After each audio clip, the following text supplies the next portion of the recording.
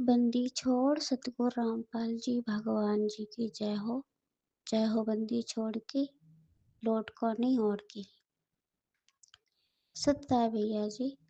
दासी परमात्मा जी की संध्या आरती कर रही थी अभी, तो परमात्मा जी ने दिखाया, परमेश्वर जी ने दिखाया परमात्मा जी का स्वरूप है पुराना 1997-98 का है। नीचे पजामा ऊपर कुर्ता पहने, उसके ऊपर गोल्डन कलर की और लाल कलर की स्वेटर पहने हैं। परमात्मा नीम की दतून लेकर के दतून कर रहे हैं। परमात्मा जी ने दिखाया आपके बारे में। आप परमात्मा जी कह रहे जो पवन है ना, ये धूप की तरह जो हरी घास होती है ना उसकी तरह है। कितना भी पानी का बहाव आए, कितना तूफान आदि कुछ भी आए, तहस महस हो जाए, पर वो उसे उखाड़ नहीं सकती, कि उसमें नम्रता है। तो परमात्मा दिखा रहा है खूब तेज हवा तूफान आ रहा है, घास का कुछ भी नहीं बिगड़ रहा है।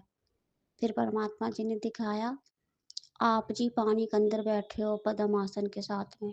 इतना तेज बहाव है पानी का बहुत ज्यादा, उसके अंदर आप बैठे हो, मतलब पद्मासन के साथ में बैठे हो, परमात्मा का चिंतन मनन कर रहे हो पानी के अंदर, और पानी का बहुत तेज बहाव है।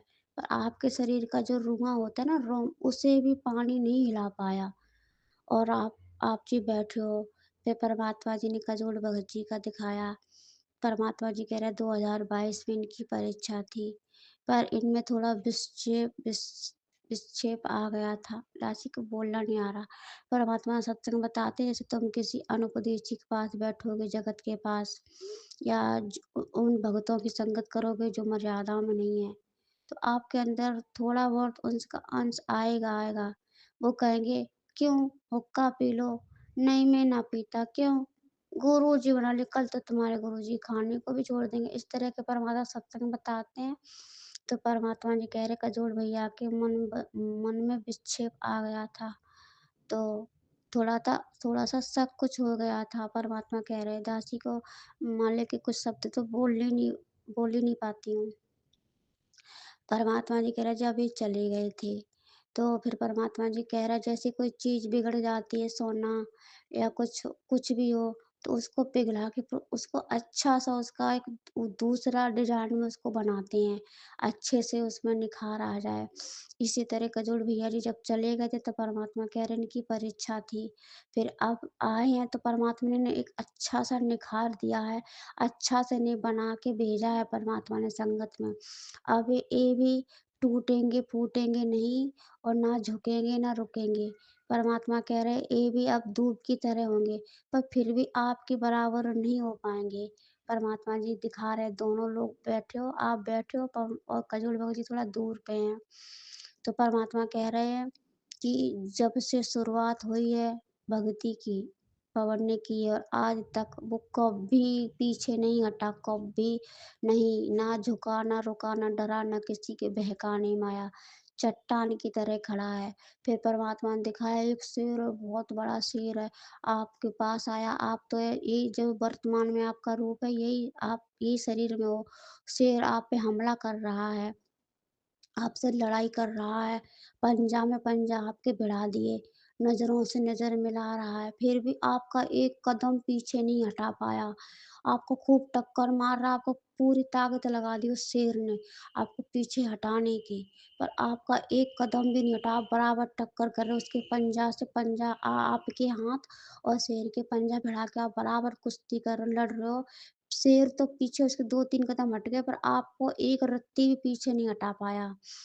परमात्मा जी कह रहे ये हमारा बेटा है, इसे कोई भी दुनिया की ताकत हिला नहीं सकती है। और जिन-जिन के जो संगति से गए, जिन-जिन के जहाँ-जहाँ तक का टिकट था, जहाँ-जहाँ तक का लोग यात्री यात्रा करते हैं, वहाँ पे उतरते जाते हैं। पवन का सतलोक का टिकट है, सीधा सतलोक का उसका रिज़र्वेशन है, तो वो बीच में नहीं उतरेगा, वो सीधा सतलोक जाएगा। तो परमात्मा जी कह रहे हैं कजोड़ भगत जी को कि अब इसका नया निखार आ गया है। कुछ चीज़ें ऐसी होती कि उनको तोड़ना ज़रूरी होता है, क्योंकि आगे चल के वो पुरानी चीज़ें अच्छी, मतलब दिन में दिन चलेंगी तो वो बिगड़ जाती है। इसी तरह थोड़ा कजोड़ भैया में थोड़ा खोट थी 2022 में, इसलिए उनको ऐसा करना पड़ा, परमात्मा जी बता रहे हैं।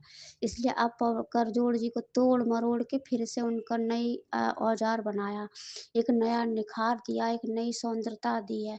अब वो कभी नहीं पीछे हटेंगे, कभी नहीं, अब वो अपना सर कटा लेंगे, पर साथ संगति से या परमात्मा के मिशन से कभी पीछे नहीं हटेंगे, ना ही कोई उनके मन में राग दोष पैदा होगा।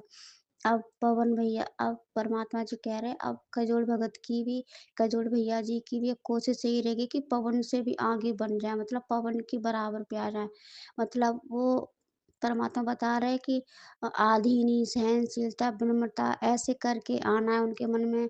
ऐसा नहीं है कि मतलब हम इनसे बड़े बने, मतलब भक्ति मार्ग में एकदम ऐसा ही बनना है। हर भगत की यही कोशिश है कि पवन की तरह बने। जैसे पवन भैया हैं, तन, मन, धन, वचन, कर्म से परमात्मा पे कुर्बान हैं। उन्हें कोई ना तोड़ सकता है, ना मरोड़ सकता है। एक चट्टान की तरह खड़े हैं। इसी तरह हर भाई-बहन को पवन की तरह बनना है। तो परमात्मा कहते हैं, अगर ऐसा होगा तो ये लोग ज़रूर बनेंगे, और इन सबके टिकट रिज़र्वेशन सतलोक के हैं, और सतलोक जाकर ही इनका विमान रुकेगा। परमात्मा ने ऐसे दतून करते जा रहे हैं और मुस्कुराते जा रहे हैं, और आपके बारे में ऐसे ही परमात्मा जी दिखा रहे हैं।